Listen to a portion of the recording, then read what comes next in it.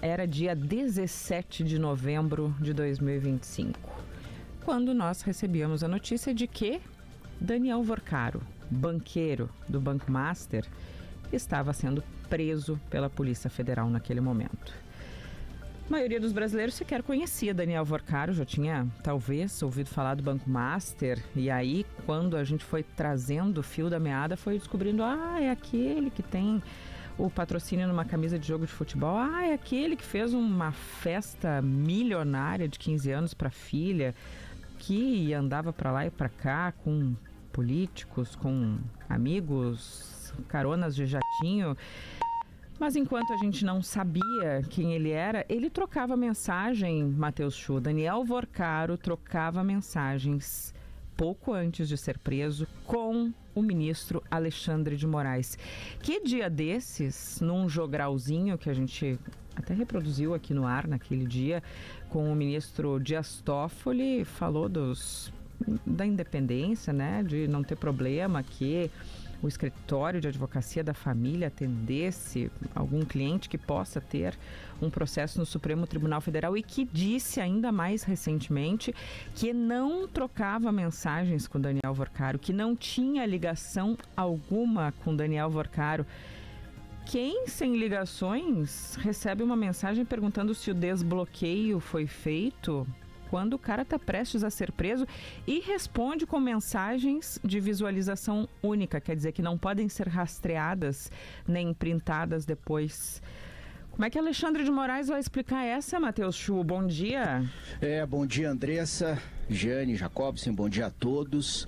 Tentou explicar, diz que são mentiras, são ilações e mais uma forma de atacar o Supremo Tribunal Federal. Mas é evidente que esta justificativa, Andressa, não cola, porque a recuperação das mensagens deixa muito claro quem era o remetente, quem era o destinatário deste diálogo entre Daniel Vorcaro e Alexandre de Moraes. A revelação feita ontem pela jornalista Malu Gaspar traz estas mensagens enviadas por Vorcaro momentos antes da prisão e as respostas, isso é importante sublinhar, quase que imediatamente do ministro Alexandre de Moraes do outro lado, enviando as imagens de visualização única, muitas vezes utilizadas para fotos, né?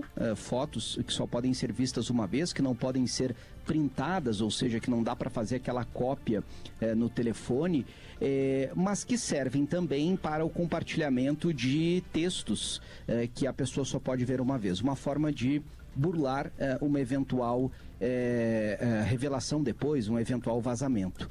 Alexandre de Moraes, nestes diálogos, segundo a jornalista Malu Gaspar, sempre respondia com estes prints de tela de visualização única, uma forma, portanto, de não haver o monitoramento.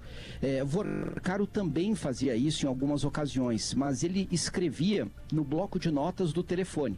Fazia a cópia, enviava, com a visualização única, mas alguns desses registros permaneceram ou foram recuperados no aparelho telefônico dele, e por isso estes diálogos agora aparecem. Bom, o que aconteceu de mais importante, Andressa, mais grave e que inclusive deveria, vamos ver se isso vai acontecer, ensejar no mínimo um pedido de investigação pela Procuradoria-Geral da República contra o ministro Alexandre de Moraes. O que tem de mais grave é no dia 17 de novembro, no dia, como você diz, da primeira prisão de Daniel Vorcaro, um diálogo em que supostamente ele pergunta se Alexandre de Moraes teria conseguido bloquear o andamento do pedido de prisão dele.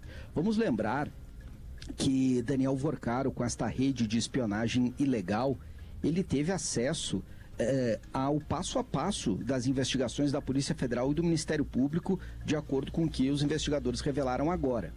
O que está se revelando agora no mês de março é especialmente o que aconteceu lá em novembro, porque depois de apreensão de celulares, de acesso a dados, a Polícia Federal conseguiu avançar.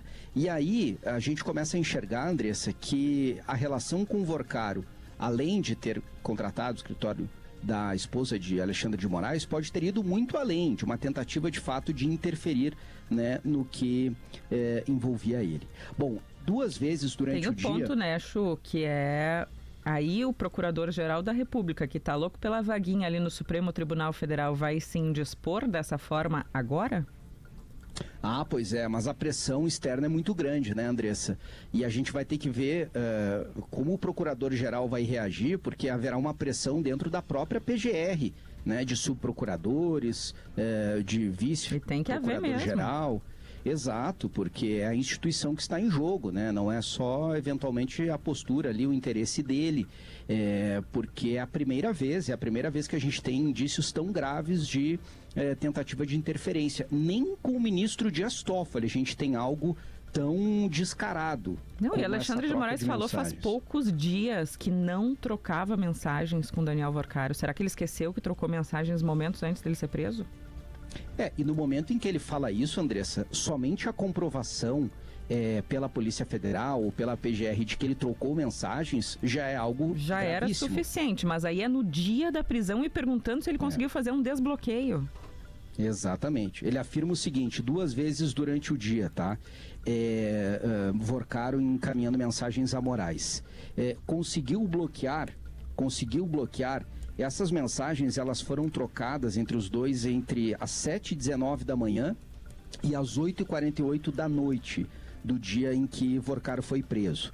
Lembrando que, diante do insucesso deste plano de impedir a prisão, Vorcaro tentou pegar um jatinho para fugir do país, para deixar o país. A Polícia Federal estava monitorando ele e conseguiu já prendê-lo lá no Aeroporto Internacional de Guarulhos. Isso foi por volta de 10 da noite. Né? A gente não tem a recuperação das mensagens que teriam sido enviadas por Alexandre de Moraes, né? Como eu disse, as mensagens de visualização única, mas tem o conteúdo das mensagens enviadas por Daniel Vorcaro. Então ele diz, alguma novidade? Conseguiu ter notícia ou bloquear? Fiz uma correria aqui para tentar salvar, fiz o que deu. Vou anunciar parte da transação. A preocupação dele neste momento era a venda do Banco Master, né? Houve lá atrás uma tratativa que estava evoluindo muito bem com o BRB, o Banco de Brasília. Como relatou Daniel Vorcaro, a gente noticiou aqui ontem, o BTG Pactual estava interessado na venda, segundo ele, e havia ali uma disputa entre o BTG e o BRB, depois acabou avançando mais com o Banco de Brasília. Quando os problemas começaram a surgir e havia a possibilidade de o Banco Central barrar essa transação, Daniel Vorcaro tentou utilizar o Grupo Fictor, um grupo que tinha investidores, inclusive investidores árabes, para comprar o Banco Master. Então, as mensagens, além deste indício de uma tentativa de convencer Moraes a bloquear um pedido de prisão, mostram também um relato ali dele para o ministro do passo a passo da tentativa de vender o banco, né? E em paralelo, o que aumenta muito a desconfiança, essa informação que lá atrás foi divulgada sobre o contrato milionário, né? O contrato que previa, se todos os passos fossem cumpridos, mais de 120 milhões de reais para o escritório de Viviane Barsi, esposa do ministro. Escritório que, aliás, é conduzido pela esposa dele e por 2 filhos, Andressa. Não é um escritório renomado com vários outros advogados de fora, né? É somente a família do ministro. É uma sequência, Chu e Andressa, de coisas que não deveriam ser feitas, né? Nem o contrato com o escritório, nem a conversa, seja qual fosse a conversa entre Moraes e Vorcaro, e muito menos a conversa como está posta, né, com essas fotos aí de visualização única, né? A explicação tem que ser dada, e esse ponto sobre todas as tentativas de venda do Banco Master eram tentativas de manter a liquidez do banco, né? Assim como o projeto que foi apresentado por Ciro Nogueira de elevar o limite do Fundo Garantidor de Crédito para R$1 milhão, também seria uma salvação para que Vorcaro continuasse captando dinheiro de investidores por meio de CDBs. E voltando aos ex-servidores do Banco Central, que para mim é uma notícia de grande choque nessa semana, né? Um deles, o Paulo Sérgio, que era diretor de fiscalização, ele tem informações que circulam aí de que ele teve uma discussão ferrenha, inclusive com o presidente do Banco Central, Gabriel Galípolo, porque ele defendia que tinha que vender o Master para o BRB, que o Banco Central deveria aprovar, e que inclusive teve essa discussão forte entre eles, porque Galípolo era da linha de que esse negócio não parava em pé. O Daniel Vorcaro, ele cobrava muito do diretor de fiscalização do Banco Central que o negócio fosse adiante. Eu, inclusive, recebi aqui, Jane, um diálogo longo entre os dois, em que Vorcaro descreve todo o esforço que ele vinha fazendo para que o Banco Master pudesse ser vendido ao BRB, e justificando, né, argumentando sobre a saúde financeira do banco, dizendo que o Banco Central estava fazendo exigências incabíveis. Então a rede de conexão é muito grande, mas eu não tenho dúvida a partir do que já foi revelado, porque estas mensagens, o conteúdo, não é nem 10% do que tem nos celulares de Vorcaro, segundo os investigadores. Então a gente vê até agora, pelo menos na minha visão, conexões com todos os poderes, mas a mais grave revelada até agora, sem dúvida alguma, a conexão com Alexandre de Moraes. Com o senador Ciro Nogueira também, mas ainda é preciso demonstrar melhor, a partir da investigação, os benefícios que o senador teria recebido por apresentar esta emenda. Tem uma coisa que é a ligação política. Políticos falam com muitas pessoas. Agora, um ministro do Supremo Tribunal Federal tem que ter uma barreira entre ele e um banqueiro, ainda mais em discussões sobre a liquidez do Banco Master. Ele não devia conversar com o banqueiro sobre isso. Não, o senador, nos termos que foi discutido, também não, né? Assim, não era só uma relação política, era uma emenda apresentada em um projeto claramente encomendada para um interesse privado, né? Um interesse de um banco. Então, entre a classe política, os elementos mais fortes são contra o senador Ciro Nogueira. Mas o ministro do Supremo, Andressa, trocar mensagens não tem nenhuma explicação hoje para mim isso, Isso é gravíssimo. É gravíssimo, e num país mais sério do que o Brasil, isso já tinha que estar sob investigação oficial, já tinha que estar. Talvez Alexandre de Moraes tenha que tirar um tempo fora do Supremo Tribunal Federal para responder para os investigadores o que aconteceu nessa troca de mensagem. Ele acabou de dizer que não falava com o Vorcaro, e aí tem mensagens falando sobre um desbloqueio no dia da operação. Olha, para mim isso não tem explicação plausível que possa vir à tona. E uma coisa precisa ficar muito clara, nada dessas críticas envolve ataque ao Supremo, como o ministro quer tentar fazer entender, assim como o Toffoli já disse lá atrás. O que se está criticando é a conduta exclusiva de um ministro, neste caso específico. Em outro caso envolvendo o Master, também no ministro Dias Toffoli, mas não um ataque ao Supremo Tribunal Federal. Não podem ser confundidas. Mas tem gente que vai aproveitar isso para pedir impeachment de ministro. Bom, tem motivo de sobra agora. A gente está falando de uma ação individual e não de uma ação de um colegiado que julgou alguém. Antes havia essa história, vamos fechar o Supremo Tribunal Federal. Havia essa história de um núcleo bem pequeno, tá? Não é o que a democracia pressupõe sobre fechar o Supremo Tribunal Federal.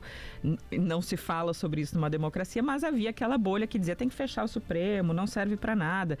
O Alexandre de Moraes está perseguindo o Bolsonaro. Aí eram opiniões contrárias de Alexandre de Moraes. Eram críticas às decisões dele e não exatamente ao mérito. Aqui a gente está falando de outra coisa. É um caso gravíssimo de envolvimento, e aí não estou dizendo envolvimento criminoso neste momento, mas um envolvimento, um relacionamento, a gente pode chamar assim, de um ministro do Supremo Tribunal Federal com um banqueiro que está encalacrado até o pescoço com fraudes. E mesmo que não estivesse, Alexandre de Moraes não deveria, pelo cargo que ocupa, pela liturgia do cargo que ocupa, ter relação com empresários, com banqueiros, ainda mais um que é investigado, ainda mais um que é atendido pelo escritório de advocacia da sua família. E esses momentos, Andressa, eles são importantes para a gente tentar separar, isso precisa ser feito, o que é somente um encontro institucional de trabalho relativamente na agenda, normal, né? Na relação entre um banqueiro na agenda de um banqueiro e de autoridades, e o que é uma relação de amizade e de troca de favores. Isso precisa agora ser esclarecido, porque no momento em que todos os dados de Vorcaro começam a vazar, inclusive conversas íntimas dele com a namorada, várias delas sem relevância pública, que sequer deveriam ser divulgadas, né? Exato, que sequer deviam ser divulgados, mas que são vazadas. É um método que se usou na Lava Jato, a gente criticou depois e não aprendeu nada, mas tudo bem, está ocorrendo o vazamento. O que eu quero pontuar é que a relação de Vorcaro, de amizade, de troca de favores com autoridades, ela precisa ir a fundo para que essas pessoas sejam responsabilizadas. O fato dele ter reunião com o presidente da Câmara, presidente do Senado, presidente da República, líderes de um grupo político, de outro, isso, reunião por si só, não é problema. Um banqueiro tem reuniões frequentes com autoridades, todos têm, né? E precisam ter, faz inclusive, parte da relação institucional e político. O que a gente não pode ter é relação de amizade e de compadrio, né? Não, e além da amizade com o compadrio, mas, por exemplo, trazer de novo a situação dos diretores, ex-diretores do Banco Central, né, que tinham essa conexão com o Vorcaro. Uma coisa é tu falar, conversar e eventualmente até pelo WhatsApp, seja numa reunião formal dentro do Banco Central ou pelo WhatsApp dizendo, tá faltando tal documento que tu tens que mandar, né? Tal documento que tu tens que mandar é assim, assim, assim. Essa é uma coisa. Agora, assim, a forma como eram as conversas, falando em pagamento, né? O pagamento é o mais absurdo, peguei como esse exemplo, né? Mas, assim, as orientações de como se comportar numa reunião com o presidente do Banco Central, que eram dadas pelos ex-servidores, esse é outro patamar de conversa, né? Fazendo um paralelo também com esse tipo de relação mais burocrática que se tem no sistema financeiro. Exato. Porque aquilo, né, Jane, nessa relação, vamos falar agora da área de fiscalização do Banco Central com o Banco Master. De fato, pode haver uma divergência de interpretação entre os técnicos que estão dentro do Banco Central sobre as exigências que estão sendo feitas ali para o banco. Isso é mais do que natural. Os processos vão e vêm nessas tentativas diversas vezes. Mas tudo isso precisa se dar de forma oficial, transparente. Aqui está se falando de corrupção de forma descarada, né? Daniel Vorcaro com indícios gravíssimos e sérios de que estaria pagando por fora esses servidores do Banco Central, que aliás tem salários muito bons e estabilidade no serviço público justamente para não fazer isso, né? E mesmo assim, enfim, cantados pelo dinheiro talvez, estavam permitindo transações que agora trazem prejuízos bilionários. Tem uma fala da Polícia Federal neste inquérito compartilhado com o ministro André Mendonça, né, que ensejou a operação de quarta-feira, que eu acho que é muito importante. Ela diz que enquanto o FGC, o Fundo Garantidor de Crédito, estava sangrando para pagar os seus credores, que Vorcaro estava ocultando bens na conta do pai, né, buscando vender imóveis. Tem um apartamento cotado em 60 milhões de reais, né, que eles tentaram vender às pressas no último dia. Então, enfim, ele monitorando o passo a passo das investigações, começava a se antecipar a esses movimentos, inclusive para tentar salvar o patrimônio e deixar que o prejuízo ficasse com os outros.